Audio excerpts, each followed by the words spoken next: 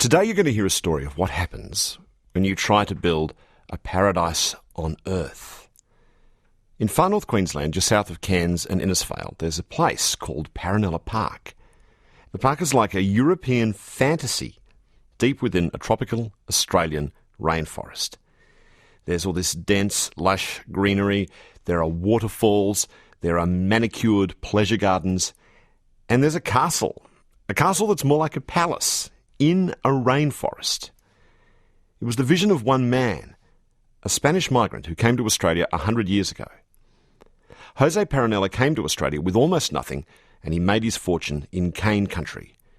And when Jose brought his bride out from Spain, he wanted to build for her the kind of fantasy land that had haunted his dreams ever since he was a kid.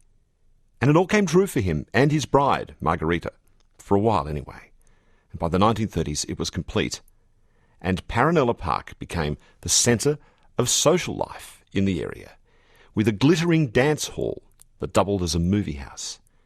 There were tennis courts and a European cafe and boats for people to while away the afternoon in. And then, like so many romantic dreams, it all disintegrated under the epic climate of far north Queensland. And Paronella Park sat in the jungle like the ruins of a lost civilization. That was until Mark Evans and his wife, Judy, fell in love with the place. Mark Evans told me this story last year of paradise found, paradise destroyed, and paradise rebuilt. Hello, Mark. I want to start with how you and Judy started on this adventure with Paronella Park. Now, you've been living and working in Singapore for a while. Then you decided to come back to Australia, you and the whole family. What were your plans when you got back to Australia, Mark? Well, we'd had 3 kids and we really wanted to take them back to Australia. So we decided we'd go back and purchase a caravan, of all things, and become a caravanning family and head off around Australia. So we headed back to Perth, bought a caravan, loaded up and headed off on what was to be a 2-year trip. And where did you end up on that trip? Cairns was very similar in climate to Singapore, so we decided that's the place to stop. So you called in an agent. What did you tell the agent you were looking for? We really weren't exactly sure. So to embrace so many things, we asked him to look for something interesting. Something interesting. That was the brief? That was the brief. What did the agent come back to you with? Well, it took about a week and a half, and I'll never forget it. There was the mobile phones then were big bricks, and we went to the local phone box, and he started to describe to me this place down south of Cairns, and he said there's a castle there, there's a caravan park, there's a waterfall, there's tunnels, there's this and that. And I said, now that is interesting. Remarkable. Tell me what your impressions were once you and Judy entered this place that was Paronella Park. Number one, I recall quite clearly, and Judy does too, that we didn't speak. We walked around, and you could say that we were immersing ourselves in another world. And that's what it was like. To walk into a place that really shocked us from a point of view of why didn't we know that Paronella Park existed? Where did it all fit together? While I was walking around, I felt I'd seen it all before, but I didn't and couldn't recall where and how.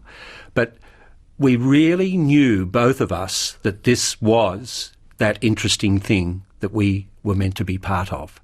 And fortunately, yes, it was for sale. What were you seeing that was so intriguing? Well, without the story, we were seeing, yes, buildings and tunnels and waterfalls and bridges and pathways that you couldn't walk along fully because of them being overgrown.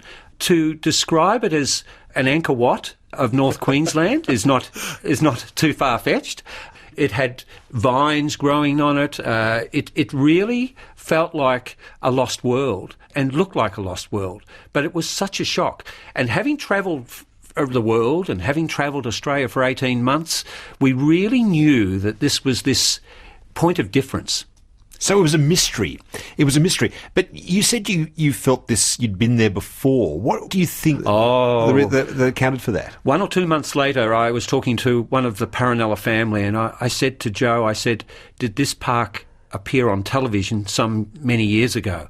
And he said, Yeah, he said it was on black and white TV on ABC TV as a documentary back in the 1960s. Anyway, we worked out it was 1960s, and to prove a point, I said to him, "You had a cockatoo," and he said, "Yeah, and it had no feathers." And I was about to tell him it was bald, and it tied up beautifully. It just set the scene for this was meant to be. It had a castle. This place had a castle, but what condition was the castle in? The castle was a mess. The castle, unfortunately, there's many castles, there's many buildings. The castle itself had had a fire through it, and that fire had destroyed, in the eyes of many people, Paronella Park. It had finished. So a fire had burnt it down. But what most of those people didn't realise was there was much more to Paronella Park. What people were looking at was, if you like, the top garden, the 5% of Paronella Park that you could see from the front. But what they didn't realise was the hidden gem behind that, the magic, the 95% that Jose had built over many years and planted out. So you must have been thinking to yourself, what is this place? Absolutely. So when you were brought the papers to sign, what were you doing? We were brought the papers to sign sitting on the beach in Cairns. Just north of Cairns, in fact, at Palm Cove. I'll never forget it. The guy that actually sold us the property, the real estate agent, walked across the beach in his suit, walked towards us, and he had this document in his hands, and he said, "You are the proud owners of a castle." And we signed those documents right there. It was the most amazing thing. How did you then start to get bits and pieces of the story of Paronella Park, this lost civilization in North Queensland, and the man who built it? It was a combination of things. There wasn't a great deal that you could read about it. We found the best source of information was the Paronella family themselves.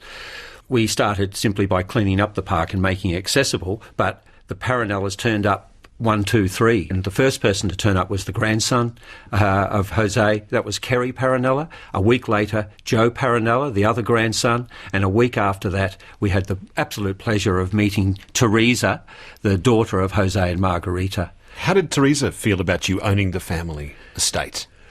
It was probably a little more positive than I first thought. She walked into the front entrance. She came in and I asked her the question I asked every person, "Would you like to visit Paronella Park?" She, a little embarrassed, said, "I should introduce myself. My name is Teresa and I'm originally Teresa Paronella." And I would say Teresa became our inspiration. She was actually the person that told us the story. She spent hours with us, walking us through and explaining things and memories of her dad, how he worked, how he was inspired by people that said negative things about his project and so on. So she actually was the person that, as an 8-year-old, she saw it firsthand. So she was the wonderful connection that we had for many years. Unfortunately, she did pass away some 7 or 8 years ago. You said there were all these hidden parts of it. Did she show you some of those hidden places you hadn't seen before? Yeah, in fact, we thought we'd opened up all the paths, and she actually pointed out and said, "No, there's a couple more paths you need to open up." And of all things, she pointed out a fairly logical approach to it. She said, "Follow the stones along the edge." She said, "Dad, put those stones down and they give you the guideline as to where there's another path." There was a waterfall that was her waterfall. Did she show you that too? Yeah, she was a bit, a little irate, almost irate. I can't say irate, it wasn't that bad. But no, she looked at the waterfall and she said, "My waterfall's not working properly." And there's little Teresa Falls. And her dad had built the waterfall for her to recreate a small version of Meena Creek Falls, the large waterfall. And the reason for that was the publican had given Meena Falls that name after his daughter, Philomena Noon. So Jose decided he was going to create a waterfall for his daughter, Teresa. So let's get to the story then of this remarkable man, Jose Paronella, the man who built Paronella Park. Where did he grow up? In Spain, in the Catalan area. We're talking Santa Cruz, near Barcelona. He grew up the son of a farmer, an olive farmer. He finished up doing an apprenticeship, which was a pastry chef. Just into his 20s, he decided he wanted to start a new life. There was civil unrest, there was unemployment rates that really meant that you needed to do something quite drastic to get yourself started in life. And Jose decided the best way to do that was to head overseas. Now, was he betrothed to be married when he came out to Australia? Absolutely. It's 1913, and in those years, it was an arranged marriage.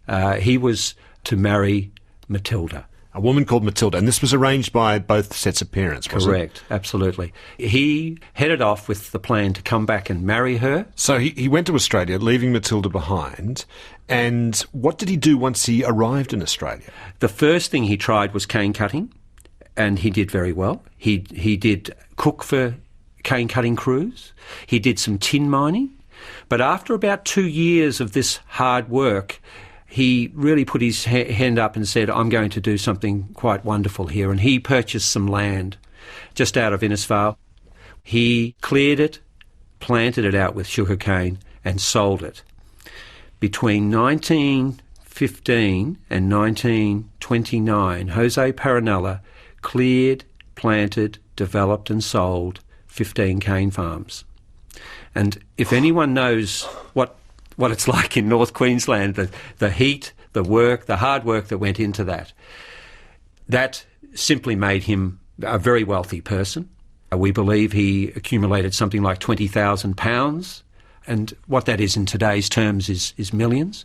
But £20,000 in 1929 had been made by this gentleman, Jose Paronella. So he'd done very, very well. Now, the Black Hand, the kind of primitive mafia as they were then, did they tap him on the shoulder? Even though he wasn't Italian, did he get tapped on the shoulder? Oh, he most certainly did. There was a lot of money around then. He was recognised as the person that wasn't only making money, but he was hanging on to it. Banks weren't necessarily the place where money was kept. Banks were seen as maybe giving a little bit too much money and information to the taxman. So disguised, money was very often disguised. Jose would finance buyers. If anyone wanted to buy his property, that he'd actually finance them. And he was targeted by the Black Hand, as many of the more wealthy people in the community were. In Jose's case, the story goes that there was a note left under the door. He heard noises, as did the dog, and he let off a couple of barrels from a shotgun, which apparently put pay to it. But it also sent Jose scurrying back to Spain to, let's get married. Right. It's time to go back to Spain and pick up the bride that he left behind. But he was also running on this from the tax department too. Absolutely. The tax man certainly would have got wind of it, that there was money out there, there was plans to spend that money on something, and they wanted their share of it. So how did he slip out of the country then? He changed his name. He actually, I believe, took the name of his mother as a surname. He grew a beard. There was, in those days, it seems to me, when you get the story, it might be embellished a little, but the fact is there was no tracking and tracing systems that were in place. You could get another name. You could make your way out. So he leaves Australia, and he goes back to Spain, to Catalonia. 11 and 12 years he's been away from Spain. And he's assuming that his betrothed, Matilda, has been waiting for him all this time. So what did he find when he got home? A little bit of a shock. He found that Matilda had decided not to wait any longer. And Matilda had, as I say, cleared off with another guy and had moved to Paris. It was a bit embarrassing more than anything for the families involved, because they didn't chase Jose up. They thought he might have died. And he had not contacted, as you say, at all. And lo and behold, here's Jose standing there, probably hands on hips, saying, where is she? And I've come good. I'm here. I'm back. I'm waiting. So to settle everything and make everything work out nicely, the family decided that Jose should be offered the opportunity to marry their other daughter, Matilda's sister, Margarita. They went travelling. They saw Barcelona. How did they get on? It was an arranged marriage, and it was the second cab off the rank in that arranged marriage too. How did Jose and Margarita get on? Look, I talked to Teresa is probably the best person when it comes to this, and she was pretty adamant that the relationship was strong. She recalls the only argument that they really had was Jose working late at night, that he wouldn't stop, but the relationship had to be strong. If it wasn't strong, Paronella Park would not have been a successfully completed project. So arriving back in Australia, they had to front up to the taxman. They tracked him, and they wouldn't let him back in when he came back. They stopped him, and I believe he paid out £1,000 in back tax. And he would have used the words, I worked hard for this bloody money. I can't believe that anyone's taking it off me. I've worked too hard to give it away. But £1,000 in those days was an absolute fortune. Absolute fortune. So there they are. They've arrived back in Australia and then they head up north to far north Queensland. How did things proceed from there, Mark? Well, we're talking him working towards building up enough funds to build it. We're talking the last 4 or 5 years of that, and the arrival of children. Teresa is born. We see then Joe, the son, is also born. They obviously put enormous pressures on the relationship, but Jose has this one thing in mind, and that is to build up the funds to purchase the land adjoining Mina Creek Falls. The falls were the inspiration, there's no doubt about that.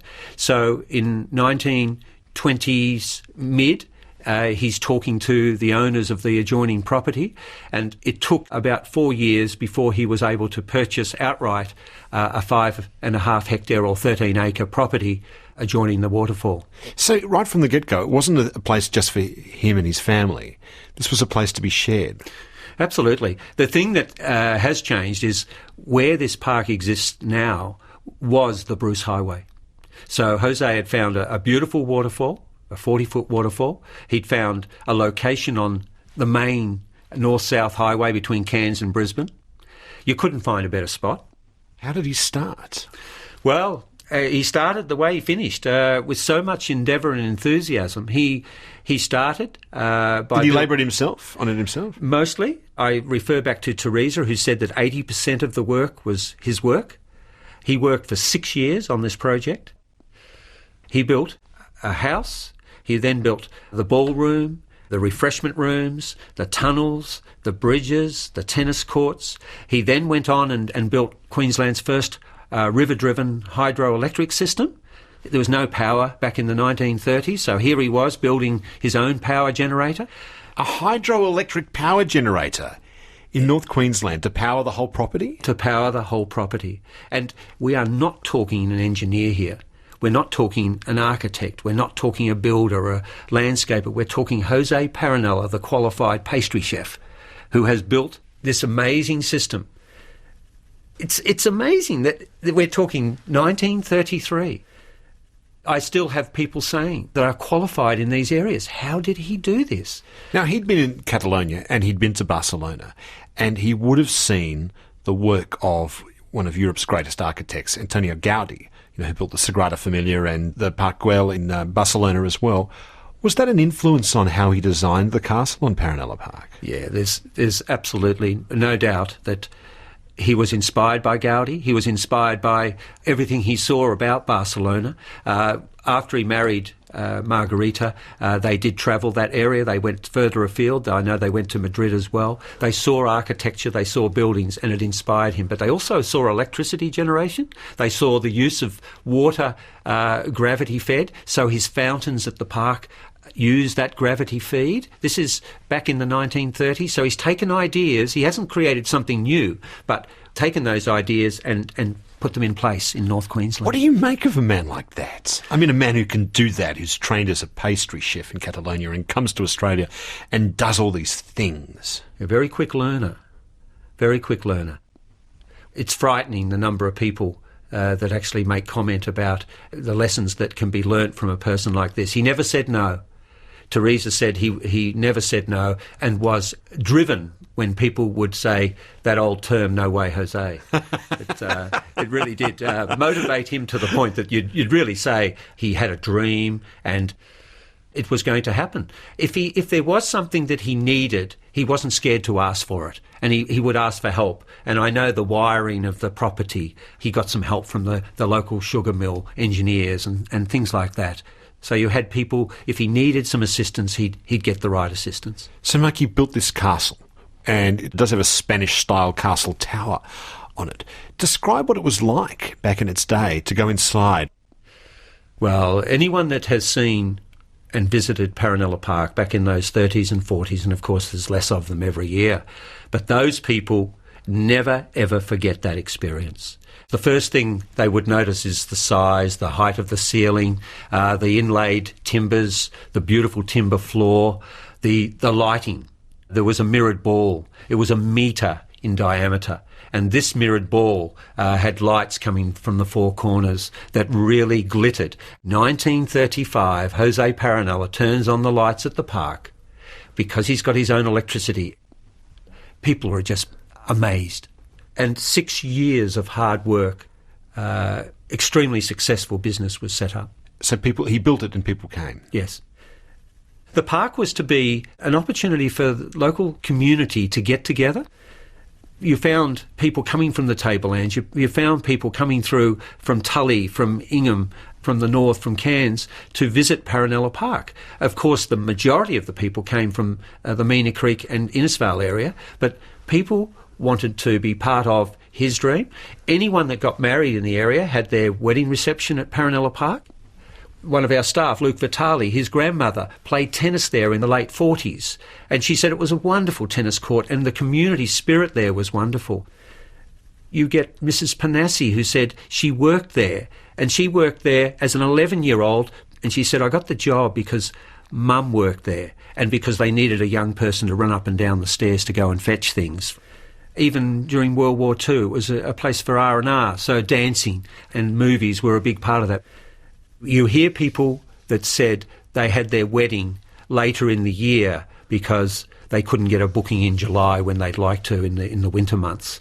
They decided to have their wedding in November because there was no other spot available.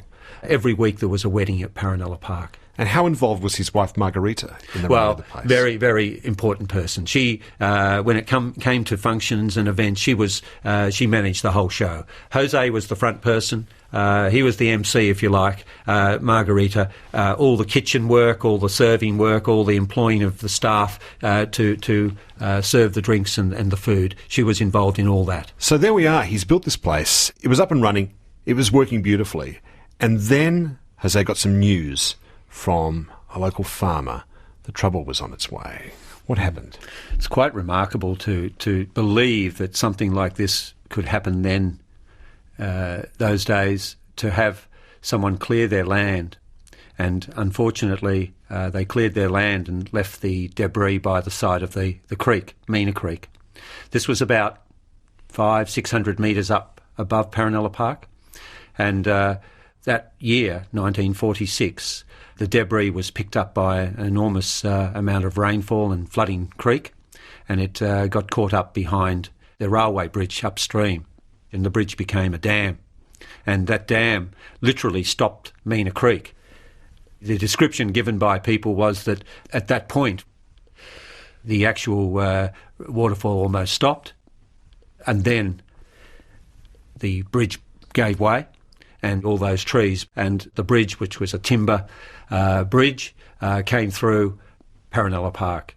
And what a whole bridge, yeah, and all that debris behind it. Absolutely. What effect did that have when it came charging downstream into Paronella Park? Well, the top garden, where people can stand and see, the water was over 3 metres deep. In the bottom area, the water would have been in excess of 10 metres deep.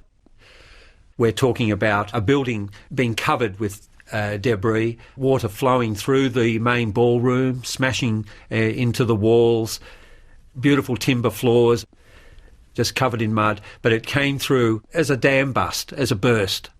And so it was smashed and flooded. Yeah. And Jose's hydroelectric system, it was damaged.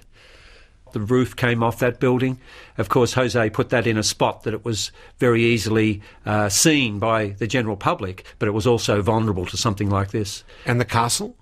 The castle had some significant damage, and the water was just sitting in the castle. So what Jose had to do was smash a hole through the back wall to allow the water to flow out through the kitchen, and buildings downstairs that were glazed, windows and doors that were just smashed. There was so much damage, it basically closed Paronella Park.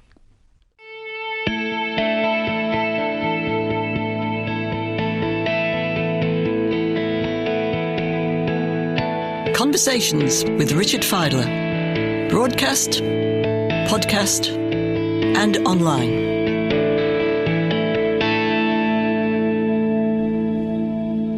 Mark Evans is my guest today. Mark and his wife Judy bought a place in North Queensland called Paronella Park. They didn't know the full history of it when they bought it, but the true story sort of came to them in bits and pieces from members of the family. So what did Jose do then once his dream had been destroyed? It didn't recover immediately. The family was really on its heels. Jose and his son Joe fixed up the hydroelectric plant building. There was no doubt the building downstairs didn't operate the same as it had before. Jose's cafe didn't operate as a cafe. People still brought their picnics, but there was nothing generated in the lower gardens. And unfortunately, just 2 years after that flood, Jose's life ended. He succumbed to cancer. And that was 1948, at the age of 60. So there it was. His park was not rebuilt. Who inherited it? The family took it on, and I'm talking about now Margarita, but part of the inheritance was to Joe, the son. So Joe and his mother, they both then took Paronella Park to the next stage. They tried hard to get it going again, but the shining light of Paronella Park, Jose Paronella, had died, and in his death went a lot, I think, of the passion. But you've got to remember that things started to change in the early 1950s. The highway was still running past, but automation of the cane cutting was happening, so you found that the population wasn't as great because machinery was taking over from cane cutters. So these are the types of things that saw the slow down of Paronella Park. Travel was changing as well. People were flying to Cairns and not necessarily driving up the coast as it was earlier. So it became largely a kind of shell of its former self? Yes, it did. Joe tried a few things. He built a caravan park there. He built a service station there as a stopping point for those people that were travelling north. We still meet a lot of those people today. But the bottom gardens weren't operating as they were earlier. The tennis courts weren't as much. But certainly the ballroom was still being used for functions. But as I say, as the population of the area fell, so too did the number of functions and events. And of course, all of a sudden we had that thing called television arrive. So the movies became a less significant part of people's lives. And then a fire. How badly did the fire damage Paronella Park? It caused Paronella Park to close. The fire destroyed the main ballroom. So in many people's eyes, that was Paronella Park. The Paronellas at that point did not own Paronella Park. It had changed hands, and unfortunately, 2 years on, the main building at Paronella Park was destroyed by fire. That's just too sad. It is. So how long had it lain there before you and Judy bought the place? Well, there was a couple of attempts to try and get Paronella Park going, but we're talking a fire in 1979, and Judy and I arrived at Paronella Park in 1993. So we're talking some 14 years.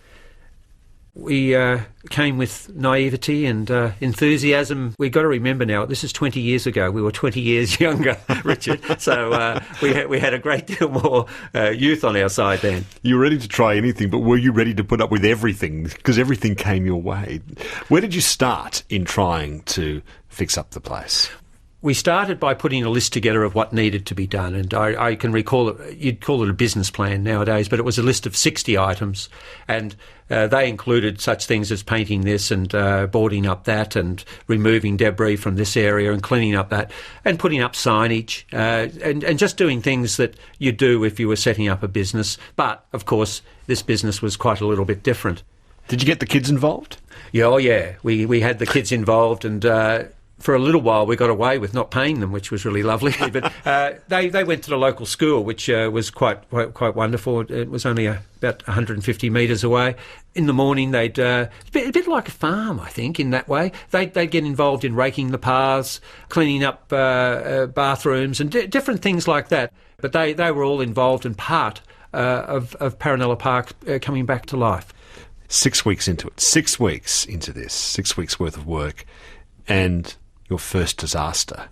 You're living in a caravan, I think. It was 6 o'clock in the morning. What did you hear that didn't quite sound right? We could hear the waterfall. And we'd known we'd had a lot of rainfall. We didn't quite know how much, because it's not the rainfall at Paronella Park that affects it, it's the rainfall upstream. There's a catchment of about 25 kilometres going back into the hills. And you could hear it roaring. And we'd never heard this noise before. And Judy and I wandered down. The water was flowing through the top gardens. The water was going over a fence that we just couldn't believe it. We found out later that in 48 hours we'd received in excess of 1 metre of rain. And a lot of that, when you get 1 metre of rain over that period, that's not so bad as long as it's spread evenly, but you find that a lot of that rainfall fell in one area of about 6 hours, and it just kept falling. And we finished up just looking at it in disbelief that 6 weeks earlier we became the proud owners of Paronella Park, and the only concern we had was the bank manager might turn up and have a look and see the desperation on our faces. But it was absolutely devastation. Were you further back than when you started? Oh, yeah. Yeah. We had to literally start again. Anyone that's been in a flood area knows every inch of ground is covered in silt and it's slippery and slimy. Every building that's got water in it it needs to be flushed out. The problem was we didn't know that. So, using rakes and shovels, we started cleaning up paths, and we didn't learn for a few years that the best way to clean up was actually water. In some ways, that was a bigger shock than future disasters. So then you claw back ground, you build up the place, and then in 2006 you discovered a massive tropical cyclone was on its way, the cyclone that was to become Cyclone Larry. How did you prepare for that? I don't think we prepared for it except to get out. Yeah. Larry took very little time to turn from a low into a cyclone, into a cyclone that was just guaranteed. We'd had warnings before. We were told that this cyclone or that cyclone hits the coast, but you never knew where. This one, you just heard it was coming in, and it was coming in between Mission Beach and Innisfail. Where did you go? We went into Innisfail. We had a property there that was like a visitor centre. We believed it was a strong building, so we decided to move in there. We were really looking around. We weren't in a position to stick around, and we're lucky we didn't. The house that we were staying in we thought would handle the wind a lot better. That cyclone was incredible. The noise, it is simply like having, if you've ever stood by a train track and had a train roaring past, it's like that 20 times, but non-stop. But then on top of that, you get the peaks. And when you get the peaks, you can hear it whistling, and you can hear building tension. The building groans, and you're waiting for something to give. You're waiting for it to break. And we did have parts of that building break. We also had parts of other people's houses in the area come through the roof. And probably the most interesting time of that whole cyclone was, they say don't go out in the eye of the storm of the cyclone, but everyone went out when the eye came over.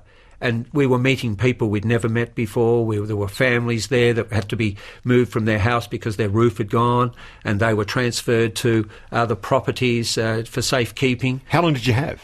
Was it an hour or something? It's amazing. It's hard to tell. It was at least 20 minutes, possibly 40. It was a long time. I was quite surprised. But we were also lucky to get back inside. For some reason, it was still dark, but all of a sudden you could sense that the wind was about to start. The other side of the cyclone was coming towards us again. And we just rushed to the door. As soon as we got to the door, and that was probably 40 metres, the wind started again. So the second half. And it was a relief, to be quite honest, because the second half was not as strong as the first half. Obviously, the second half has to travel over the land before it hits you. But it was amazing. It was absolutely incredible. An experience that I say we didn't want to go through again, but we did. Was there a moment there in that house, as the cyclone was passing over, where either you or Judy said, why didn't we set up that IT consultancy in Melbourne? I didn't think of that. I must admit there were times when we thought, I wonder how the park is. Oh, it was a shock, big shock. It was every leaf off every tree every awning, every piece of the park. It's very emotional, but I must say it was probably the most incredibly positive experience of my life. Why? How could that be? When we got there was just total devastation, and so it's not like you can control it. So there was an acceptance by me. Judy is perfect in these situations. I'm the shocker. I'm the one that sort of says, oh, bloody hell, look at this. But no, there was a total acceptance. We're closed. Trees down everywhere. Buildings, damage. The positive side was the immediacy of people turning up and saying, can we help? And that was from straight away. Now, they did include staff members, but you've got to remember, these staff members also had just left their house, which was damaged by the cyclone, to come and ask if they could help. We had people just driving past to ask how everything was. Teams of people coming down from Cairns, from the local area, coming in and assisting to get Paronella Park tidied up again. Yes, there might have been a connection. It might have been a bus driver from a company that visited the park.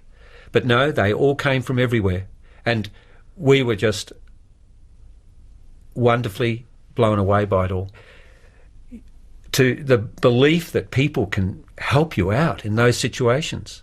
And then, I think it was a week and a half after, we had a visit from Peter Cosgrove, General Cosgrove. And his visit was probably instrumental in the park opening up at the right time. How was that? He actually walked around for, must have been an hour with us, just looking and observing. And, I was fairly upbeat at this stage. We'll be right, we'll be okay, as you do. You just make these comments. And he said, you're looking fine. And he asked the big question, when are you going to open?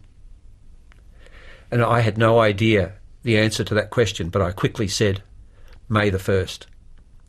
And he said, great, I'll be back, and I'll bring the media with me. So we give the good news out that you've opened Paronella Park. Well, what that did, that gave an end date, an official date for opening. It also gave us a goal. And I think that was the most important thing we needed. We needed a goal so that we could let everyone know this is what we're working towards. And it was amazing. Everyone's work ethic, the whole thing was paced nicely, but all of a sudden it went up probably 20%. Were you ready in time? I can remember the morning that General Cosgrove was coming out, and sure enough, Channel this and Channel that and ABC all turned up. We were still getting the fountain going, and the pipe was broken and there was air in the pipe and so on, but we got it going, and it was just wonderful. It was just the time.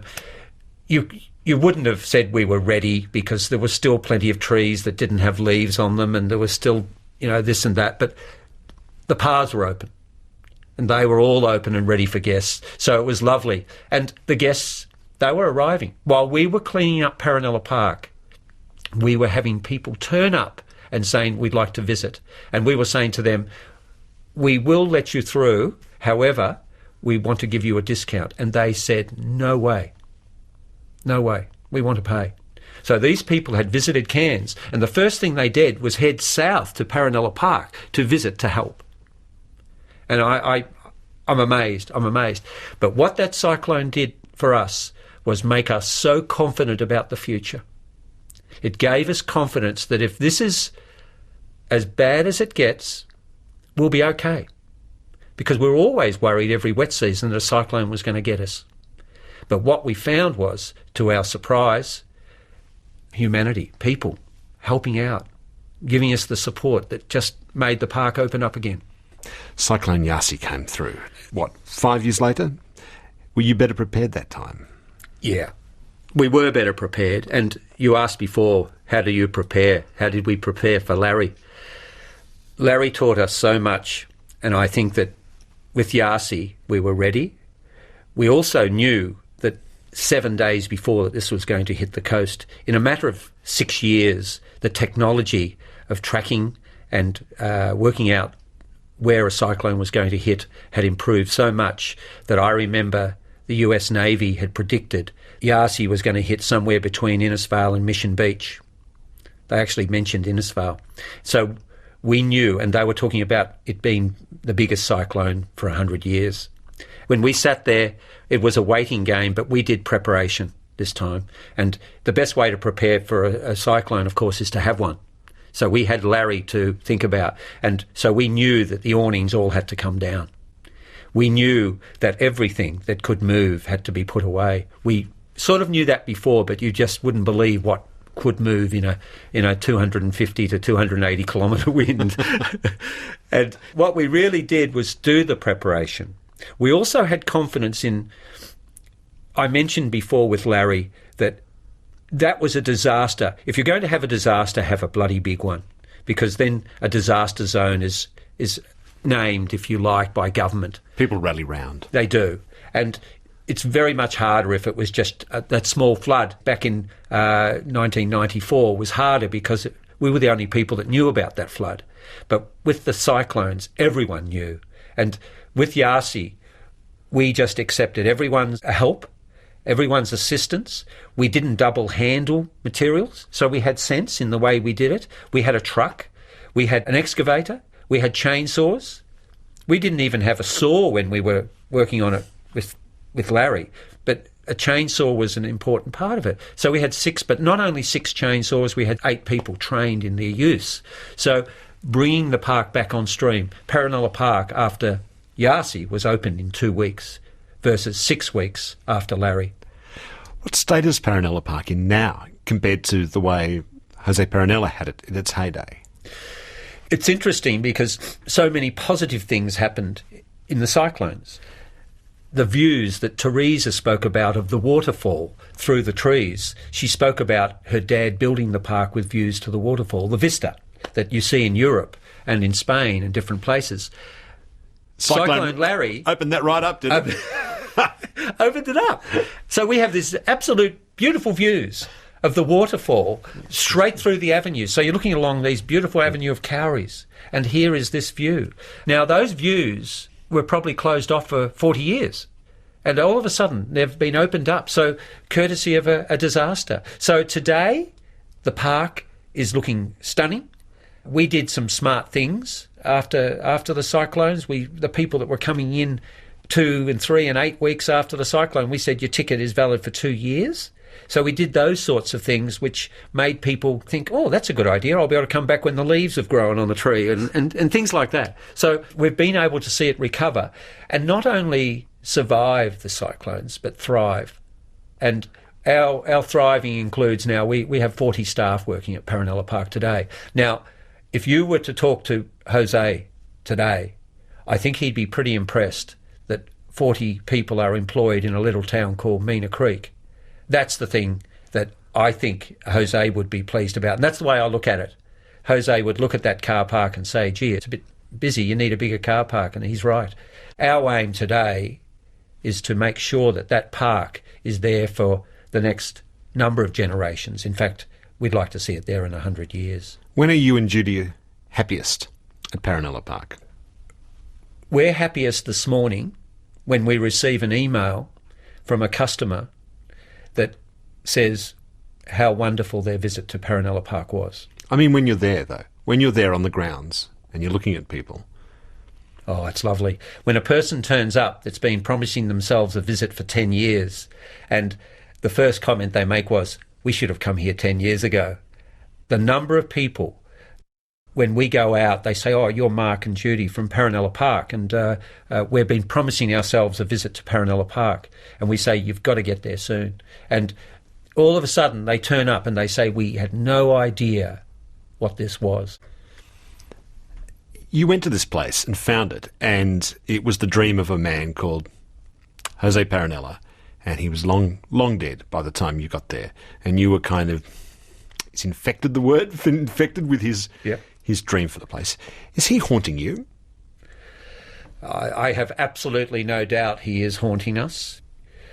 I'm not a believer in ghosts, but I'm a believer that his presence is still there.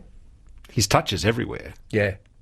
I almost believe that maybe he had a a bit of a say in those vistas opening up. And we just had recently a visit from the Paronella family. They got together and decided that they want to take Jose's grave headstone and bring it to Paronella Park to set up a monument.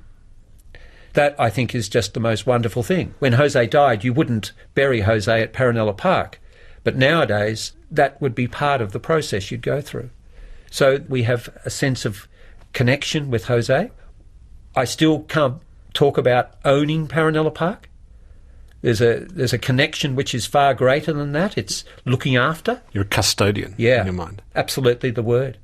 And so looking after Jose's dream and making sure that it's there for future generations. Yeah, I've been through that country quite a few times in my life. I'd never heard of it until one of my producers, Jenna, alerted. She said, "You've got to do a story on this place. It's the most extraordinary story." Why don't we know this story more? I wonder. Well, we don't advertise. Yes, we talk like this about it and so on, but we don't push Paronella Park. We don't have to. It's a word of mouth. Mark, thank you so much for coming on and telling this great story about an extraordinary Australian, and you too as well. That's been fantastic. Thank you so much. Thank you very much, Richard. Thank you for downloading this podcast of Conversations with Richard Fidler. For more Conversations interviews, please go to the website abc.net.au/conversations.